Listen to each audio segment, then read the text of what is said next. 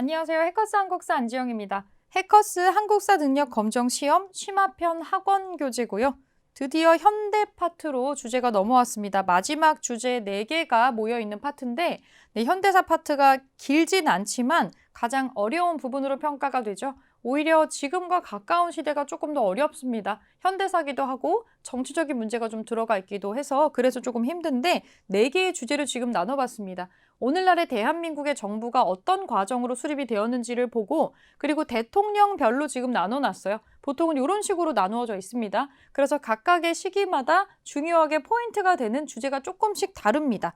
그 주제들은 어떻게 나오냐면 출제 비율로 조금 보면요. 가장 많이 나오는 게 이 이승만 정부에서 박정희 정부 시기입니다. 제일 암울했던 시기이기도 하죠. 최초의 대통령이었지만 독재 정치를 처음 시작했었던 이승만 정권에서부터 또 군사 독재가 길게 유지됐었던 박정희 정부 헌법을 억지로 개정하는 과정이 있었어요. 그래서 이 헌법을 개정하는 과정에서 오늘날의 민주화 운동이 되기까지의 어떤 초석과도 같은 민주화 운동이 일어나게 되는데 4.19 운동이 좀 집중적으로 나오게 됩니다. 두 번째로 노태우 정부부터 이명박 정부까지 경제정책이 나오는 부분이 되게 강조가 되는 부분이 있어요. 이 부분이 또 많이 나왔다고 출제 비율이 나와 있고 세 번째가 이제 전두환 정부 그리고 민주화운동 아무래도 5.18이겠죠. 5.18하고 6월 민주항쟁 이 결과가 어땠는지 그러니까 한국의 민주주의가 어떤 과정을 거쳐서 정착이 됐는지를 보여주고 있다라고 보시면 될 것 같아요.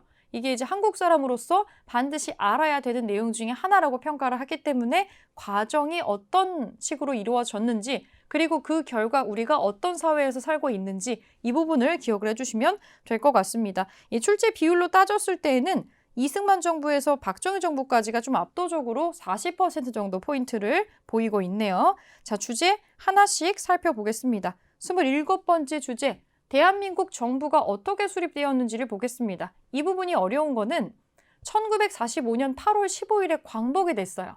그런데 대한민국이 태어난 거는 3년 뒤예요. 광복 3주년, 1948년 8월 15일에 대한민국 남한 쪽의 정부가 수립이 되는데 3년간의 과도기 겸 공백기가 있었다는 거죠. 이 3년 동안에 굉장히 엎치락뒤치락하는 사건이 많이 일어나게 되고 우리나라뿐만이 아니라 여러 나라의 이해관계가 얽히게 됩니다. 복잡하죠. 같은 연도에 같은 달에 심지어 그 같은 달에서도 날짜만 다른 이런 일들이 좀 진행이 되어서 이걸 외우는 게 좀 어려우실 수 있어요. 사실 외우는 건 의미가 없어요. 어떤 사건 뒤에 어떤 사건이 일어났는지 이 전후 관계를 파악하고 이제 문제를 푸셔야 되는 부분이 많이 있을 겁니다. 근데 정부 수립 과정을 먼저 볼 건데 우리가 이전 주제가 일제강점기 문화사 파트였어요. 일제강점기가 어떻게 끝났나 그거에서부터 시작을 해야 되는데 자, 광복 직전의 상황을 먼저 보겠습니다. 지금 우리가 첫 번째 소주제로 8.15 광복 전후의 상황이 들어가 있는데 자, 광복 직전의 상황은 국제사회에서는 이제 일본과 어떤 2차 대전에서 패망이 좀 짙어지고 있는 나라들이 있었죠. 나치도 마찬가지였지만 일본도 패색이 짙어지고 있는 과정이었는데 이 국제사회에서 승기를 잡은 연합국이 카이로 선언 그리고 포츠담 선언 2개의 어떤 중요한 국제적인 선언에서 한국의 독립을 약속을 합니다. 이런 식으로 흘러갔다는 거예요. 여기에서 주목해야 되는 거는 식민지의 통치를 받았던 약소 국가들 중에서 이렇게 국제사회에서 독립을 약속받은 나라가 정말 얼마 없다는 거예요. 이거는 이 한국만이 가졌었던 특수성 중에 하나인데 대한민국 임시정부의 외무부, 외교를 담당하는 부서에서 끊임없이 이거를 요청을 했기 때문에 이루어낸 하나의 성과라고도 볼 수가 있습니다. 네, 카이로 선언은 1943년이었고요. 포츠담 선언은 이제 독립이 되는 1945년 당시의 문제인데 여기에서 공식적으로 한국의 독립이 언급이 됩니다. 한국의 독립을 적절한 시기를 봐서 어떻게 해줄 것인지 이런 내용이 2번이나 국제사회에서 언급이 되고 있었죠. 이거를 주목하고 있었다라는 얘기예요. 여기에 우리나라 독립운동가들도 일종의 나름의 준비를 하겠죠. 우리는 35년 동안 남의 나라의 통치를 아주 억압적으로 받았습니다. 자립이 안 될 수도 있어요. 당장은 다리가 부러져서 깁스를 하면 한쪽만 깁스를 하고 있다면 나중에 몇 달 뒤에 깁스를 풀었을 때 제대로 안 걸어지잖아요. 그 부분만 연약해지니까 그런 비슷한 상황이 지금 되고 있는 거죠. 그래서 최대한 어떤 재활치료의 어떤 단계를 좀 줄이고 우리가 똑바로 걸을 수 있게 우리도 미리 준비를 해야 된다. 이걸 미리 파악한 사람들이 있었어요. 우리가 새롭게 나라를 세울 거니까 이거는 건국 준비라고 부릅니다. 자, 일제는 이제 망할 겁니다. 일제의 폐색이 짙어지고 있어요. 일제의 패망과 우리의 광복에 대비를 해서 여운형 선생이 있죠. 여운형 선생이 조선 건국 동맹이라는 거를 일단 우선 결성을 합니다. 이게 바로 불과 광복이 되기 1년쯤 전이에요. 1944년에 요거를 결성을 하고요. 그럼 광복 직후에는 어떻게 됐느냐? 요걸 만들었던 여운형 선생이 또 재빠르게 조선 건국준비위원회를 조직을 합니다. 1945년 8월 15일. 이거를 할 수 있었던 건 미리 계획을 하고 있었기 때문이겠죠. 이거 약칭으로 건준이라고 부릅니다. 여운형이 중심이 되어서 조직이 되었고요. 조선인민공화국을 수립하고 전국 각 지역에 인민위원회를 조직을 합니다. 근데 좀 우리로서는 익숙하지 않은 글자들이 좀 보여요. 인민공화국, 인민위원회. 이거 약간 북한 쪽에서 가까운 단어가 좀 나오죠. 사회주의의 색깔이 좀 짙은 어떤 성격의 국가와 위원회들이 보입니다. 그래서 미군정에서는 당시 이제 냉전이었잖아요. 미군정이 나중에 냉전으로 들어가게 되는데 미군정이 요거의 성격은 좀 사회주의에 가깝다라고 보고 조선인민공화국이라고 하는 걸 부정하게 됩니다. 미군정의 인정을 받지를 못했기 때문에 해체가 돼요. 누구보다 먼저 우리나라의 건국을 준비를 했지만 내부에서 동의를 얻지도 못했고 미군정의 인정을 받지도 못해서 이것은 와해됩니다. 그리고 나서 우리나라에 들어오는 게 미군정이에요. 미군이 한반도에 설정된 38선에 남쪽을 직접적으로 군대를 끌고 들어와서 통치를 하게 됩니다. 그래서 미군정이라고 하는 거예요. 이 미군정이 제일 먼저 했던 거는 귀속 재산을 처리하기 위해서 신안공사라는 걸 설립을 했다라고 합니다. 여기 한번 볼게요. 미군정 기관인데요. 일제 식민통치 기관 중에서 동양척식 주식회사가 있어요. 얼마나 많은 처리할 대상의 재산들이 있었겠어요? 식민통치의 결과. 이 재산과 토지를 어떻게 관리하고 어떻게 분배할 것이냐. 이것 때문에 신안공사를 만들었고요. 그리고 미국의 633 학제가 이때 처음으로 들어옵니다. 가장 시급했던 게 또 아이들 교육 문제였기 때문에 633이 오늘날에 우리가 갖고 있는 그 교육제도죠. 초등학교 6학년, 6년, 중학교 3년, 고등학교 3년. 이 교육제도가 이때 처음 미군정이 도입을 하게 된 걸 우리가 지금도 이 학제를 따라 쓰고 있죠. 자, 그럼 대한민국 정부 어떻게 만들어지는지 볼게요. 모스크바 3국 외상회의와 좌우 대립이 나와 있습니다. 모스크바 3국, 모스크바 삼상회의라고도 약칭으로 부릅니다. 자, 1945년 12월이네요. 광복이 되고 나서 넉 달 정도 지난 시점입니다. 자, 광복이 되고 나서 9월 달에 미군정이 들어오고 약 3개월 뒤에 요 문제가 불거지게 돼요. 미국과 영국, 소련의 외무장관들이 한반도 어떻게 정부 세워야 될 거 아니에요. 정부를 세워야 되니까 요 문제에 대해서 이 세 나라의 외무장관이 모여서 협의를 하는 거예요. 어디에서? 모스크바에서. 여기에서 협의를 하는데 내용이 뭐였냐면 어쨌든 민주정부 세워줘야 되지 않겠어? 임시로 이 임시 민주정부를 수립을 해야지. 이거를 얘네들이 정부를 수립하기 위해서 얘네들이 아직은 의견을 통합적으로 할 수 없을 수 있으니까 미국과 소련이 공동으로 위원회를 설치해라. 미소 공동위원회 설치하는 거, 이 내용을 회의를 했어요. 그리고 이 부분이 문제가 됩니다. 4개국, 미국, 영국, 중국, 소련이 얘네 지금 자립할 능력이 없으니까 임시 민주정부를 안정적으로 자기네들이 힘을 갖고 수립할 수 있을 때까지는 이걸 우리가 좀 도와주면서 최대 5년간 신탁 통치를 할 것을 협의를 합니다. 이게 우리나라를 영원히 돌아가면서 다스리겠다는 게 아니잖아요. 지금 당장은 얘네들이 자립할 수 없을 것 같으니 차차 조율을 하면서 요 4개 나라가 여기다가 좀 위임 통치를 좀 해주자는 거죠. 신탁 통치가 뭐냐면 국제연합이 감독을 해요. 어느 나라를 식민지로 부리는 게 아닙니다. 부리는 게 아니고 특정 국가나 다른 국가의 어떤 일정 지역을 대신해서 케어를 해주는 것을 이제 신탁 통치라고 합니다. 이거는 자립을 돕기 위한 거에 목적이 있지 여기에서 뭔가를 착취한다거나 일제가 우리한테 했던 것 같은 어떤 식민 통치랑은 성격이 조금 달랐어요. 하지만 우리한테는 제대로 된 설명이 없었고 이게 일부 몇 명한테는 아니 35년 동안 죽어라고 그렇게 일제의 통치를 받았는데 또 남의 나라가 들어와서 또 우리나라를 통치한다고? 이게 식민지 2차가 되는 거랑 뭐가 달라? 라고 생각하는 사람들이 있었다라는 거죠. 되게 예민한 상태였어요. 모두가. 이제 우리가 정부 구성할 수 있게 해야 되는 거 아니야? 라고 생각하는 독립운동가들도 상당히 많았다는 거죠. 처음에 이제 의도를 이렇게 받아들인 사람과 그래 뭐 우리가 당장 걸을 수가 없으니 걸을 수가 있을 때까지 일종의 재활 기간이 필요하겠다라고 여기는 사람이 있었겠죠. 이게 둘로 나뉩니다. 이 신탁 통치가 문제가 돼서 신탁을 둘러싸고 우익 쪽은 김구와 이승만 쪽은 싫어 반대 운동을 하고 좌익 쪽은 처음에는 반대를 했다가 이 의도를 읽고 나서는 그럼 우리는 찬성 이렇게 찬성으로 돌아섭니다. 정확히 또 정치 색깔이 다른 분야에서 찬성과 반대가 나오니까 이게 문제가 됐겠죠. 그러면서 갈등이 생겨나게 되는 거예요.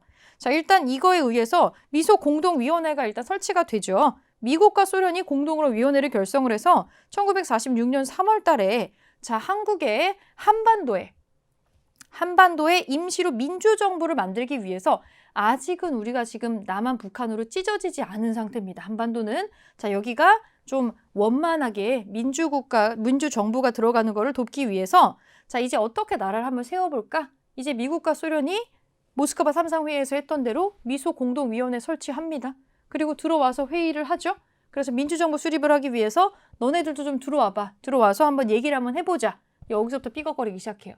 지금 찬탁과 반탁으로 우리끼리 지금 갈등이 굉장히 심한 상황이에요. 좌익과 우익이. 그런데 이 협의에 참여할 단체를 범위를 어디까지를 놓고 하냐 때문에 이번에는 미국과 소련이 다툼이 납니다. 미국은 아니 어쨌든 신탁통치 찬성하고 반대하는 애들도 다 한반도 애들인데 자기네들 일인데 얘네들 다 불러가지고 협의하는 게 맞지. 미국은 이런 입장이었고 소련은 아니 찬탁에 찬성하는 세력만 들어와야지. 이거 반대하는 거는 애초에 이게 말이 성립이 안 되잖아. 반탁 애들은 안 돼. 찬탁하는 애들만 들어와서 얘기하라 그래. 이렇게 되면 찬탁을 하는 사람들은 주로 사회주의 계열이에요. 그러면 골고루 들어오는 게 아니잖아요. 특정한 사상에 경도된 사람들이 나와서 이걸 논의를 하면 이 성격을 갖고 있는 정부가 구성이 되겠죠. 이 미국이 또 그건 싫은 거예요. 소련과 미국의 힘겨루기가 시작이 됐던 거죠. 그래서 결렬됩니다. 이 미소 공동위원회는 원만하게 끝나지를 못하고 바로 결렬이 됐어요. 그리고 한 3개월이 흘렀습니다.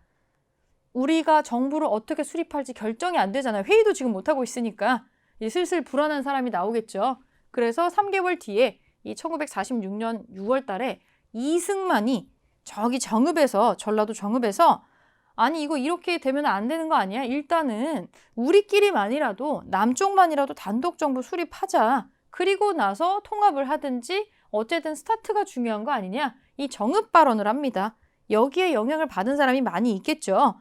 여기에 좀 위기감을 느낀 사람이 누구냐면 이승만의 이 발언이 되게 위험하죠.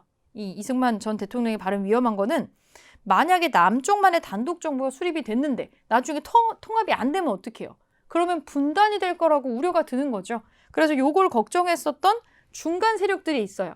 이도저도 이제 손을 들어주지 않은 상태에서 어쨌거나 한반도가 찢어지는 것만은 막아야겠다라고 생각을 했었던 중도파들이 여기서 나서게 됩니다.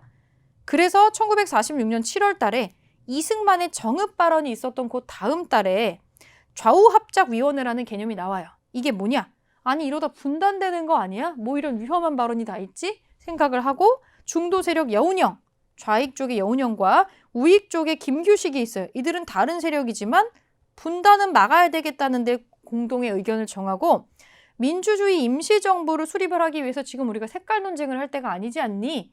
좌우합작해야 돼. 그러면서 좌우합작 7원칙을 발표를 합니다. 어쨌거나 생각이 다른 사람들이니까 의논을 해야겠죠. 좌익과 우익의 의견을 반반씩 절충을 해가지고 이런 걸 했다는 거예요. 그래서 발표를 합니다. 그래서 우리가 일단 중요한 거는 통일된 정부 만드는 게 제일 중요해. 우리끼리 싸울 때가 아니다. 그리고 우리가 가장 예민하게 생각하는 이 토지 분배 문제, 요거 유상으로 매입하고 무상으로 분배하는 거. 그래서 일단 사람들이 먹고 살 길 터주는 거. 요거 우리 같이 얘기를 해보자. 그리고 간과할 수 없는 문제가 있죠.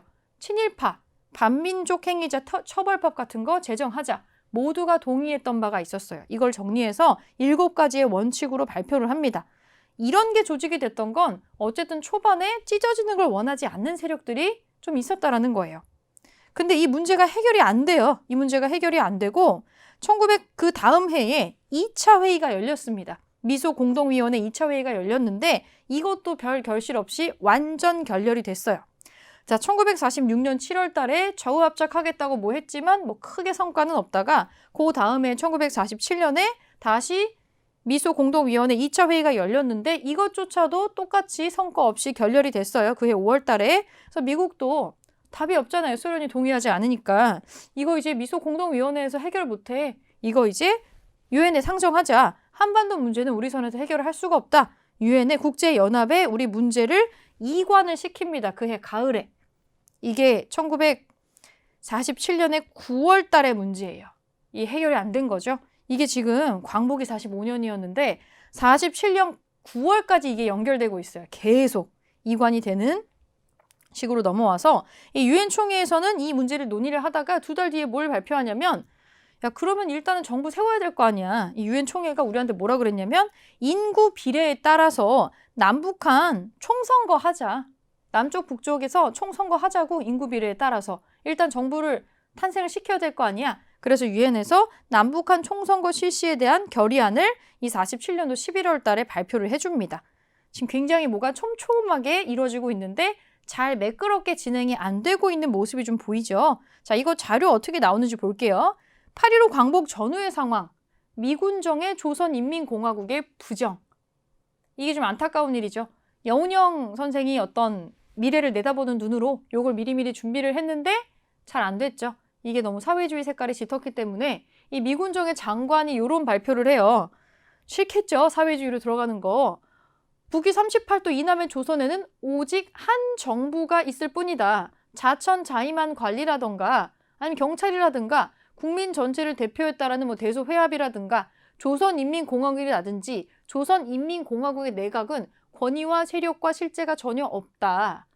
지금 정부라고 하는 거는 미군정이 다 알아서 한다라고 얘기를 하는 거예요. 지금 너네 스스로 내가 관리다라고 스스로 나선 사람, 경찰, 국민 전체를 내가 대표했네, 조선인민공화국이네, 공화국의 내각이네, 이거 실체가 없다라고 미군이 단호하게 얘기를 하고 있는 장면이죠. 미군정은 조선인민공화국을 우리나라 정부로, 정부의 준비위원회로 인정해주지 않았습니다. 인정을 안 했어요. 자, 그리고 이제 정부를 수립하는 과정을 보겠습니다. 모스크바 3상회의 나오죠. 공동위원회의 제안은 최소 5년에서 5년 기한의 4개국 신탁 통치, 요거 얘기를 했다. 그래서 미국, 영국, 소련, 중국의 4개 정부가 공동 참작할 수 있도록 조선 임시정부와 협의한 후에 제출되어야 한다. 이게 5년의 신탁 통치 결의안이에요. 근데 우리나라에서 이거 발표되자마자 여기에 대한 찬탁, 반탁 운동이 심하게 갈등의 핵심으로 나오게 되죠. 그리고 나서 이게 제1차 미소 공동위원회가 열리긴 열렸지만 이번에는 여기다가 어떤 단체를 들어오게 할 것이냐를 놓고 미국과 소련이 대립을 하는 바람에 성과 없이 결렬이 돼버리고 말았어요. 그리고 3개월 동안 지지부진하게 아무 결과 없이 끌고 가다가 마음이 조급해진 이승만 쪽에서 정읍 발언이라는 걸 해버리게 되죠. 그 정읍 발언은 남쪽만이라도 정부 세우자, 선거하자라는 좀 위험한 내용이었고 이러다가 한반도가 댕공 하고 정말로 두동강이 날 거를 두려워한 좌익과 우익 세력 중에서 중도파들이 모여서 그러지 말고 일단은 통일정부를 수립하는 거를 제1번 목적으로 하자. 우리 서로 의견 맞출 수 있잖아. 그래서 좌우합작 7원칙이라는 게 또 나오게 되는 거예요. 어떻게든 찢어지지 않으려고 지금 얘기를 하고 있는 거죠.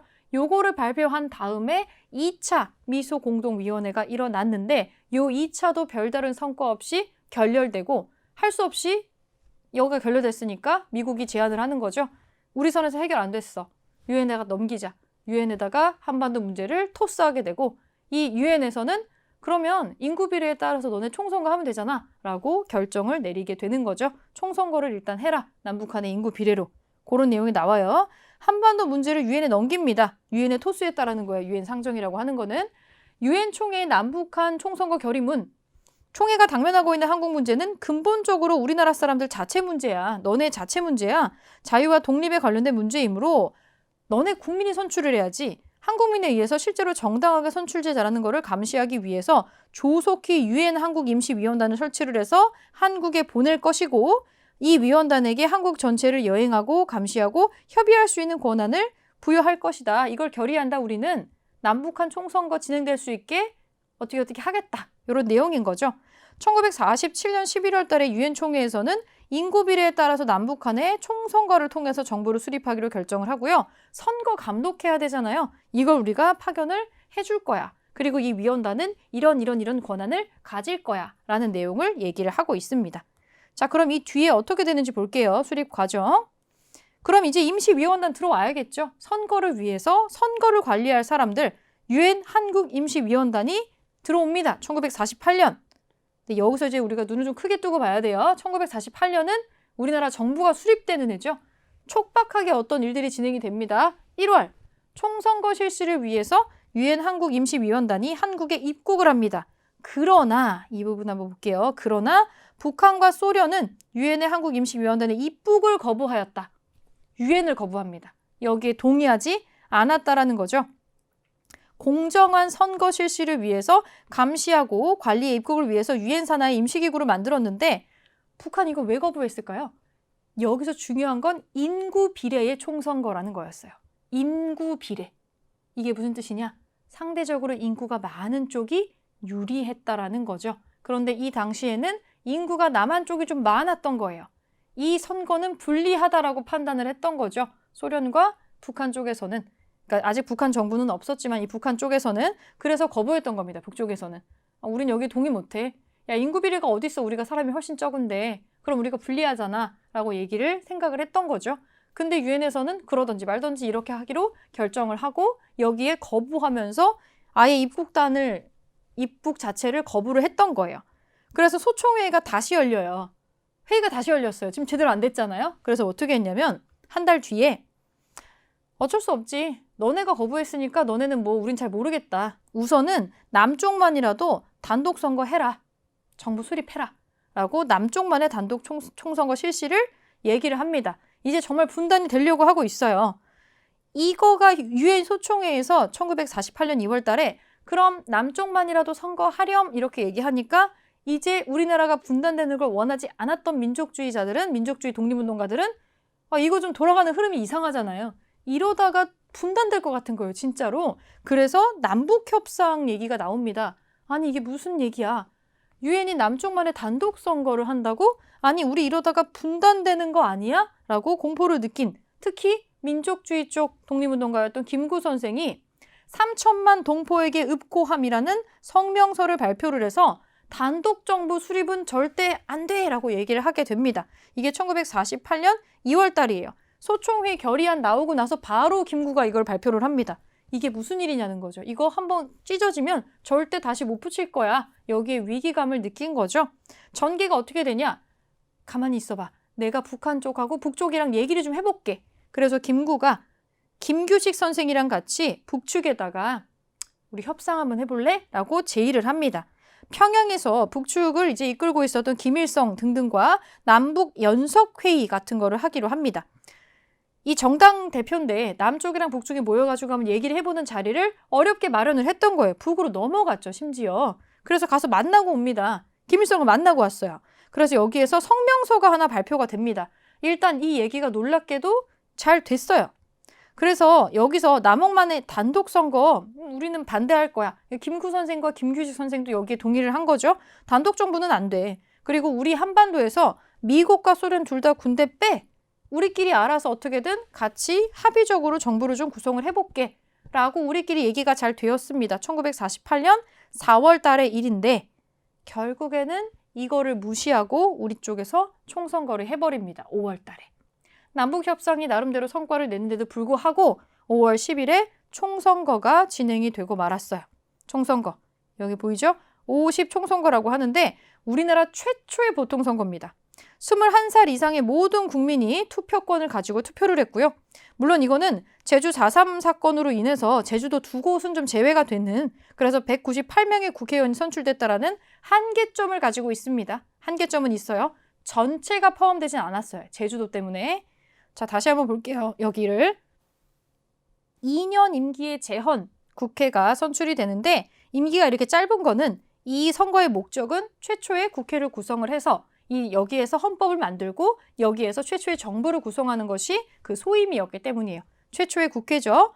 그리고 이제 헌법 공표가 됩니다. 국회의원 선출을 한 다음에 1948년 7월 17일 이 재헌절이죠. 재헌 헌법이 공표가 됩니다. 국회의 간접선거로 대통령을 선출하겠다. 이건 뭐냐면 국민들이 다 같이 대통령 뽑는 건 아니고 이렇게 우리가 뽑은 국회의원들끼리 선거를 해서 간접선거를 해가지고 대통령을 뽑는다라는 거예요. 처음에는 그렇게 했다는 거죠. 이 재헌 헌법이 공포가 됩니다. 그리고 나서 한 달 있다가 대한민국 정부가 드디어 광복 3주년에 맞춰가지고 생겨나게 된 거죠. 재헌국회에서 헌법에 따라 이승만을 대통령으로 선출을 하고 대한민국 정부 수립을 선포를 하게 됩니다. 물론 이거 그렇게 매끄럽게 진행되지 않았어요. 정부 수립 전후에 혼란이 분명히 존재했습니다. 그 유명한 대표적인 사건이 제주 4.3 사건이죠. 1948년 4월 3일인데요. 사실은 아직 총선거 이루어지기 직전이에요. 이 좌익 세력이 제주도에서 남한만의 단독 정부 수립을 반대하며 봉기했다라고 나와 있는데, 그래서 미군정과 이 이승만 정부의 정권의 토벌대가 이제 무력으로 진압을 하게 되는 과정에서 아무 죄가 없는 그냥 제주도 도민들까지 대거 희생이 됐었던 학살에 가까운 사건이 바로 제주 4.3 사건입니다. 이게 오랫동안 쉬쉬하면서 묻어져 오다가 이거에 대한 특별법이 제정된 게 2000년이에요.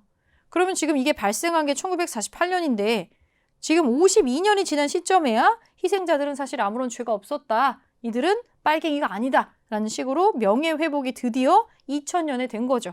나라에서 이거는 정부에 의한 희생이었습니다. 라고 인정을 하고 명예회복을 위한 특별법을 제정을 해줍니다. 우리 현대사를 바로 보는 사업 중에 하나였죠. 그리고 연달아 일어났던 게 여수 순천 19 사건이라는 게 있는데 제주 4.3을 진압하기 위해서 부대 파견을 시켰단 말이에요. 이미 이승만 정부가 수립이 되고 나서 제주도를 이승만 정부에 반대한 사람들의 어떤 약간 사상적으로 문제가 있는 사람들의 집단이 있는 곳이라고 규정을 하고 여기를 마치 좀 현대에 나오는 5.18 광주처럼 그렇게 군대를 투입해서 해결을 하려고 했던 거예요. 그렇게 해서 군인들을 파견을 하려고 했는데 이 군인들은 뭐라고 오더를 받았는지 모르겠어요. 정치적으로 적색분자들이 있는 곳이야 라고 파견을 명령을 받았는데 알고 보니까 그냥 제주 도민 아무런 죄 없는 시민들이었거든요. 그냥 도민들이었던 거예요. 아무런 것도 모르는. 여기에 상당한 괴리감을 느끼게 됩니다. 그래서 출동 명령을 거부해요.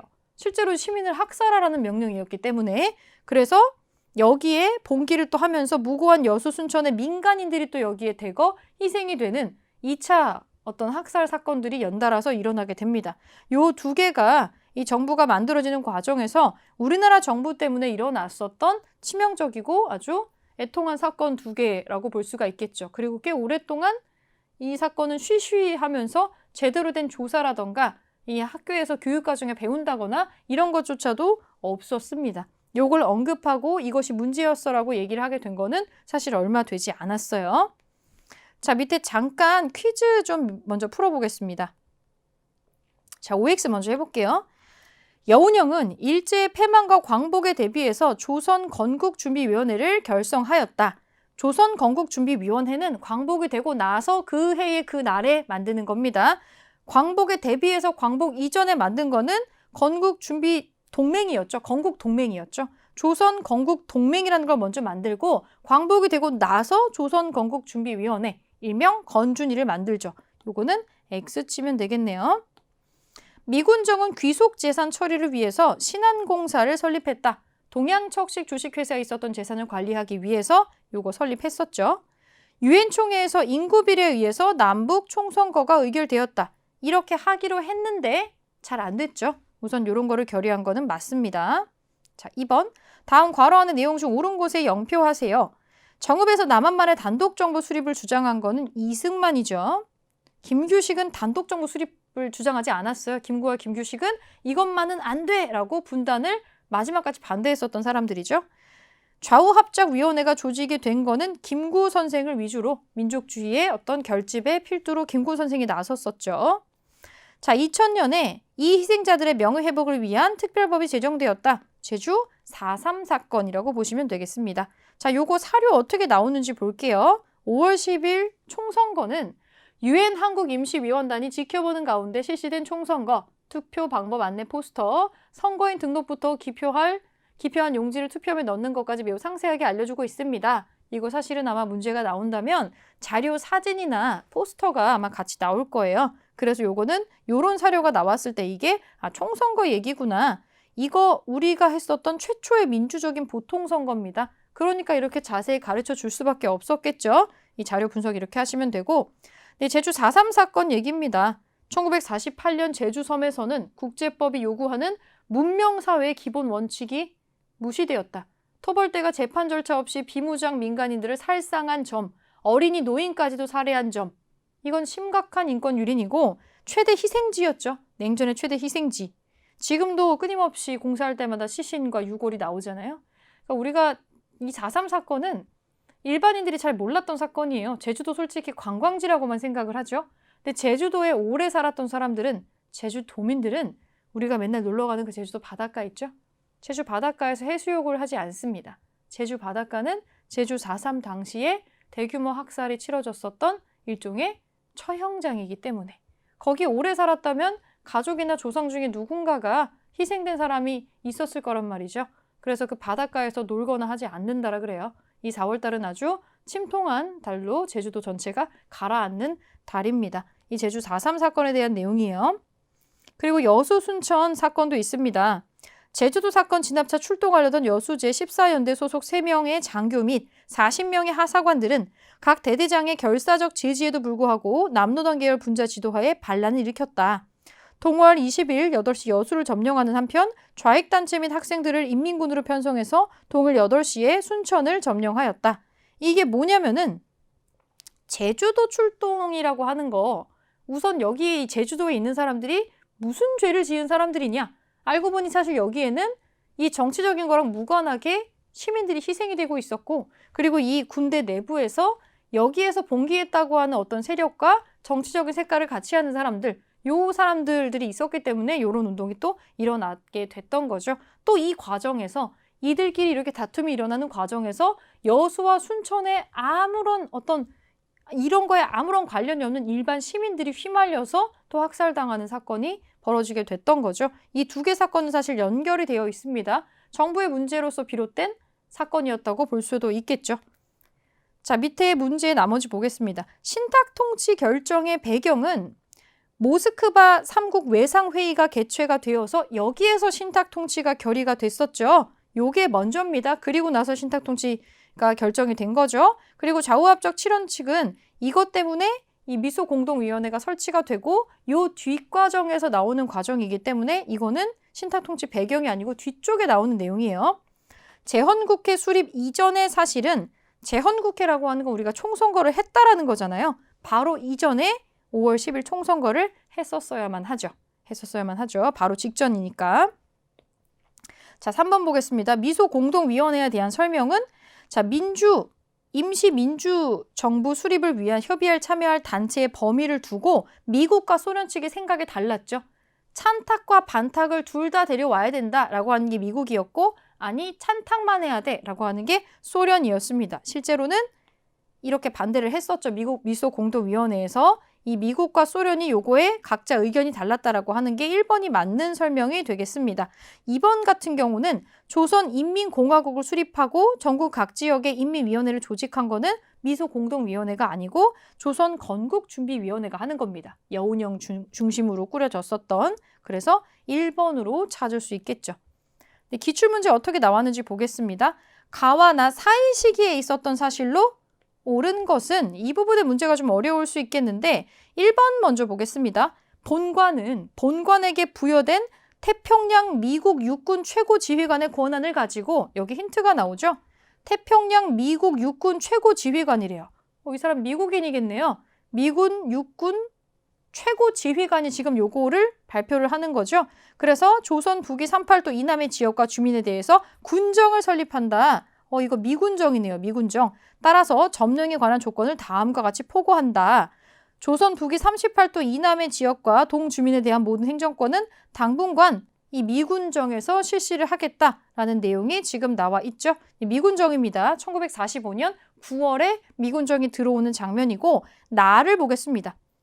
대한민국 임시정부는 28일 김구와 김규식의 명의로 4개국 원수에게 보내는 결의문을 채택하고 일단 김구와 김규식 각계 대표 70명으로 신탁통치 반대 국민총동원위원회를 결성했다. 그래서 강력한 반대 투쟁을 결의한다. 뭐에 반대하는 거예요? 신탁통치에 대해서 반대한다라고 하는 게 나오고 있는 겁니다. 신탁통치. 1945년 9월에 미군정이 들어오고 12월 달에 모스크바 3상 회의가 열렸어요. 그래서 거기에서 발표된 내용 중에서 신탁 통치가 있었는데 그 내용을 보고 바로 즉각적으로 요걸 발표를 하게 되는 겁니다. 그래서 같이 1945년 12월 달에 벌어진 일이에요. 자, 그러면 미군정이 들어온 시기와 이 모스크바 3상 회의 이후에 반탁 운동이 벌어지게 되는 요 사이는 3개월 정도 시간이 지금 떠 있네요.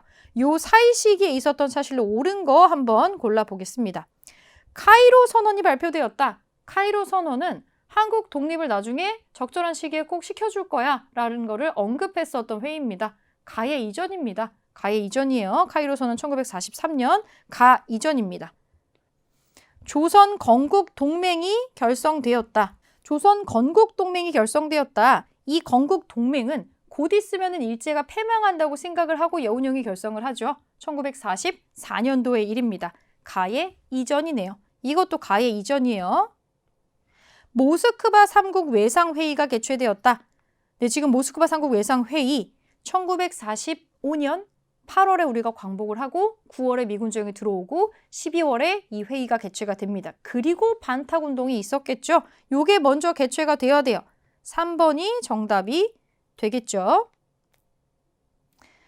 그리고 4번 좌우합작위원회에서 좌우합작 7원칙을 합의하였다. 좌우합작이 왜 나왔어요?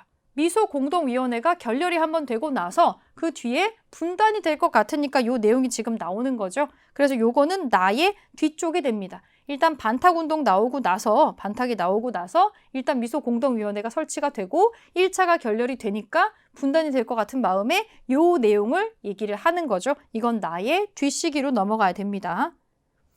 자, 5번 유엔 총회에서 인구 비례에 따른 남북한 총선거를 결의하였다. 네, 요것도 남북한이 인구 비례를 해가지고 총선거를 해서 정부를 만들어 라고 유엔에서 말을 하는 거잖아요. 이거는 미소공동위원회가 1차 실패, 2차 실패 결정이 안 났어요. 그래서 뒤에 미국이 건의를 해서 야, 이거 우리 선에서 해결 안 됐어. 유엔에 넘기자. 그 다음에 결정이 되는 거니까 나의 뒷시기가 되겠습니다. 그래서 안 맞죠? 정답은 3번이에요.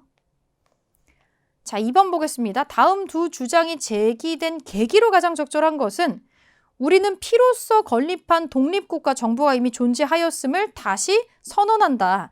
5천년의 주권과 3천만의 자유를 전취하기 위해서 자기의 정치 활동을 옹호하고 여기 볼게요. 외래의 탁치 세력을 배격함에 있다. 신탁 반대네요. 신탁 반대. 자, 밑에 볼게요. 신탁 제도 역시 그 내용이 조선 독립을 달성하는 순서상 과도적 방도인 한 충분히 진보적인 역할을 하는 것이며 8월 15일 해방으로부터 위대한 한보 전진이다. 이것은 을사조약이나 위임 통치와는 전혀 다른 것일 뿐 아니라 우리가 통상 이해하는 신탁과도 아주 판이할 것이다. 착각하지 말라는 거죠. 신탁 통치는 식민 통치가 아니라는 거예요. 우리가 우리만의 정보를 수립하기 위해서 과도기적으로 반드시 겪어야 되는 재활 치료 같은 과정이야. 이거 필요해. 이상한 거 아니다. 라고 얘기를 하는 거죠. 네, 밑에 거는 찬탁이네요. 신탁 통치에 대해서 반대하는 의견과 찬성하는 의견이 나오게 되는 거죠. 그러면 요게 제기된 계기로 가장 적절한 게 뭐냐? 요걸 한번 찾아볼게요. 이승만 정부가 반공포로를 석방하는 건 좀 나중 일입니다. 이거 6.25 전쟁이랑 관련된 설명이에요. 이거 아니에요. 뒷식이죠. 김구, 김규식 등이 남북협상에 참석을 했었다. 이거는 남한만의 단독정부 수립에 반대해서 일어난 거니까 신탁통치하고는 관계가 없습니다. 3번 제헌국회에서 반민족행위 처벌법이 제정되었다. 이거는 친일파 문제에 대해서 논의한 거에 대한 내용이니까 이것도 아니죠. 자, 4번 모스크바 3국 외상회의에서 결정한 사항이 보도되었다. 신탁 통치하기로 했잖아요. 그리고 나서 이 내용이 나오게 되는 거죠. 정답은 4번이네요. 4번. 유엔이 한반도에서 인구 비례에 따른 총선거 실시를 결의했다. 이건 남북한 총선거 실시에 관련해서 한 내용이니까 이 주제상으로 맞지가 않죠. 정답 4번이네요. 네, 다시 3번으로 올라가겠습니다. 이게 그때 신유형으로 나왔던 문제인데 자료가 같은 걸 놓고 3, 4번을 푸는 문제였어요. 한번 풀어보겠습니다. 기억의 기구에 대한 설명으로 옳은 것을 찾아볼게요. 모스크바 3상 회의에서 결정한 조선에 관한 제3조 제2항에 의거해서 구성된 기역이라는 기구가 삼천만의 큰 희망 속에서 드디어 덕수궁 석조전에서 출범하였다. 요거 하나 기억해 두시면 편할 것 같아요. 요 회의가 치러진 장소가 이 기구가 들어가서 논의를 했었던 장소가 오늘날 시청에 덕수궁이라는 조선시대 궁궐이 있죠? 거기 안쪽에 약간 파르테논 신전처럼 생긴 건축이 있어요. 석조전, 거기가 회의장으로 쓰였습니다. 요거를 좀 기억을 해주세요. 이 기역이라는 기구는 미소공동위원회가 되겠습니다. 자, 미소공동위원회. 자, 요 기역에 대한 설명으로 옳은 거 먼저 골라볼게요. 반공을 국시로 내건 혁명 공약을 발표하였다. 이 반공국시의 혁명 공약 발표한 거는 요 시대의 문제가 아니고 이 박정희 군사 독재 정권이 수립될 때의 얘기이기 때문에 시기적으로 한참 뒤에 있습니다. 미소공동위원회에서 관련된 내용이 아닙니다. 네, 정치인들의 활동을 규제하고 언론기관을 통폐합했다. 이것도 조금 뒷시기입니다. 요거는 이 신군부 세력이 했었던 거기 때문에 이 전두환 정부 시기로 한참 뒤쪽으로 넘어가야 돼요. 3번, 정수의 3분의 1에 해당하는 국회의원 선출권을 행사하였다. 지금 우리가 찾아야 되는 거 미소공동위원회에 대한 설명이에요. 아직 국회조차도 마련돼 있지 않습니다. 정부 어떻게 만들어줄까? 이 얘기를 하려고 하는데 계속해서 이런 내용이 나오죠. 아직 국회에 대한 내용도 나오지 않은 상황이에요. 미소공동위원회가 하는 게 아닙니다. 이것도 1970년대에 해당하는 현대사 파트여서 제외할게요. 자, 4번. 조선인민공화국을 수립하고 전국 각 지역에 인민위원회를 조직하였다. 조선인민공화국을 수립하고 인민위원회를 조직하는 거는 요거는 건준이라고 약칭했었던 조선건국준비위원회 여운형이 조직했었던 그 단체에 대한 설명이죠. 5번 임시민주정부 수립을 위한 협의에 참여할 단체의 범위를 두고 논쟁하였다. 이게 미국과 소련이 논쟁했었던 내용이죠. 미소공동위원회에서 처음으로 논의했는데 잘 안 됐었던 거 5번이 답이 되겠습니다. 답이 되겠죠? 그래서 정답은 5번으로 체크하시면 되고 4번 보겠습니다. 그러면 가와 나 사이 시기에 있었던 사실로 옳은 것을 골라볼 건데 아까 우리가 가선지만 봤었죠. 미소공동위원회가 만들어지려고 해요. 라고 하는 기역의 부분이 있었고 자, 니은 한번 볼게요. 나를 한번 볼게요. 조선인이 다 아는 것과 같이 미소공동위원회가 난관에 봉착함으로 인해서 미국 측은 조선의 독립과 통일 문제를 유엔 총회에 제출하였다. 이게 무슨 말일까요? 자, 연도에 집착하지 말라고 제가 말씀을 드렸었죠. 미소공동위원회가 이제 생겼어라고 했던 게 가고요. 이것이 다 결렬돼가지고 결국에 해결을 못하고 한반도 문제를 유엔에 넘겼답니다. 그러면 미소공동위원회 1차, 2차가 전부 결렬된 이후가 되겠죠. 자, 이 사이를 지금 찾으라고 나와 있네요. 사이, 가와 나 사이의 시기에 있었던 사실로 옳은 거 골라볼게요. 김구와 김규식 등이 남북협상에 참석을 하였다. 남북협상에 참석하는 거는 나의 뒤쪽 시기가 되겠습니다. 1948년도의 일이고요. 사이 시기가 아니고 이제 정말 분단이 될 것 같으니까 뒤에 우리끼리 논의를 했었던 장면에서 우리끼리 총선거하지 않기 위해서 김구와 김규식이 북한으로 넘어갔었던 일이죠. 요거는 사이가 아니고 나의 뒷시기에 나오는 일이고 반민족행위 특별조사위원회가 구성되었다. 이거는 이미 남한 정부가 수립이 되고 나서 그 다음에 이승만 정부에서 처음으로 시도했었던 것 중에 하나입니다. 시기적으로 나의 뒤죠. 좌우합작위원회에서 좌우합작 7원칙을 발표하였다. 1차 미소공동위원회가 결렬되고 나서 이게 좀 잘 안 될 것 같으니까 그 사이에 요게 7원칙이 발표가 됐어요. 그리고 2차가 또 열렸는데 이것마저도 잘 안 되면서 유엔으로 올라가게 되는 거거든요. 그래서 정답은 3번입니다. 결렬이 되기 이전에 우리가 이런 시도를 한번 했다라는 거예요. 그런데도 제대로 되지 않아서 유엔으로 문제가 넘어가게 된 거죠. 유상매수, 유상분배 원칙의 농지개혁법은 1949년이어서 나의 뒤쪽 시기로 이미 정부가 만들어지고 난 뒤에 실시되는 일입니다. 정부가 실시했었던 사업이에요. 이번 4번은. 그러면 사이 시기가 될 수가 없겠죠. 자, 5번. 우리나라 최초의 보통선거인 5.10 총선거가 실시되었다. 이것도 나의 뒷시기로 넘어가야 나오는 문제니까 정답은 3번이 되겠습니다.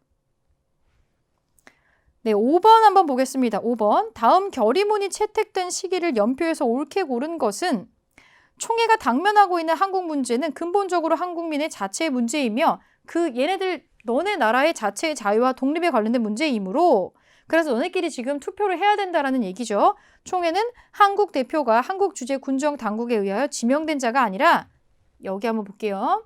한국민에 의해서 실제로 정당하게 선출될 자라는 걸 감시하기 위해서 조속히 유엔 한국임시위원단을 설치해서 한국에 머물게 하고 이 위원단에게 한국 전체를 여행하고 감시하고 협의할 수 있는 권한을 부여할 것을 결의한다.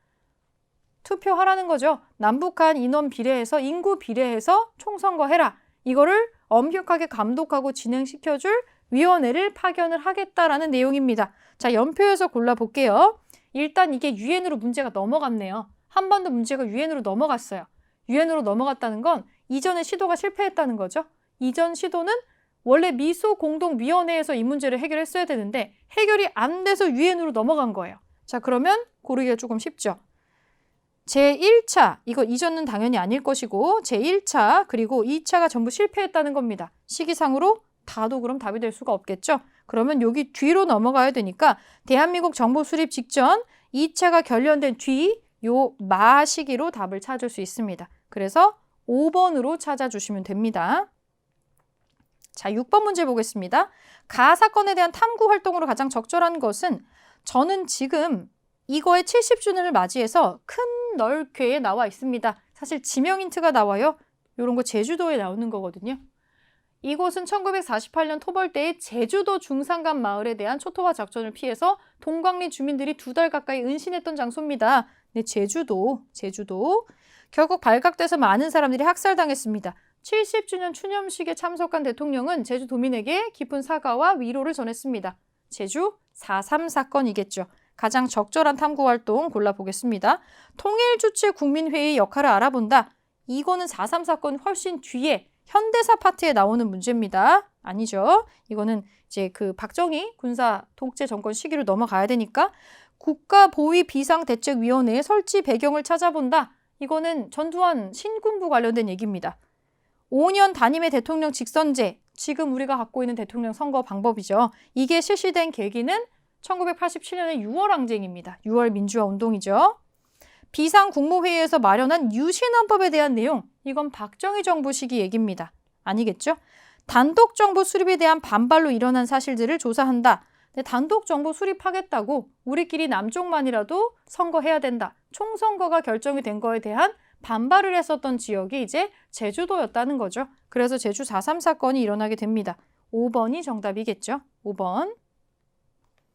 자, 7번으로 올라갑니다. 다음 자료의 상황이 나타나게 된 배경으로 적절한 것은 우리는 조국 흥망의 관두에서 이 위기를 극복하기 위해서 오직 민족 자결 원칙에 의해서 조국의 남북 통일과 민주 독립을 촉진해야겠다. 우리 민족자주연맹 중앙집행위원회는 김구 선생과 김규식 박사의 제안, 힌트 나오네요. 제안에 의해서 실현되는 남북 정치 협상을 전적으로 지지하며 아울러 그 성공을 위해서 적극적으로 협력할 것을 결의한다. 김구 선생과 김규식 박사가 북쪽으로 넘어가서 협상을 했었죠. 나라가 분단되는 것을 막기 위해서 총선거 우리끼리만 하면 안 돼. 우리가 한번 가서 만나고 올게 라고 했는데 그 4월 달에 이걸 넘어가서 해서 얘기를 잘 했는데 이걸 무시하고 5월 달에 총선거를 해버리게 되죠. 배경으로 적절한 거 찾아볼게요. 허정 과도 정부의 헌법이 개정되는 거는 더 뒤의 시기일이죠. 4.19 혁명이랑 연결되는 내용이어서 요거는 해당 사항이 없습니다. 통일주체 국민회의에서 대통령이 선출되었다. 이것도 박정희 정부 시기에 문제이기 때문에 해당 사항이 없고 유엔 소총회에서 남한만의 단독 총선거가 결의되었다. 일단 이게 지금 제일 배경이 되는 사건이겠죠. 그래서 이렇게 안 하기 위해서 북쪽과 의견을 타진하려고 김구와 김규식 선생이 넘어갔던 거죠.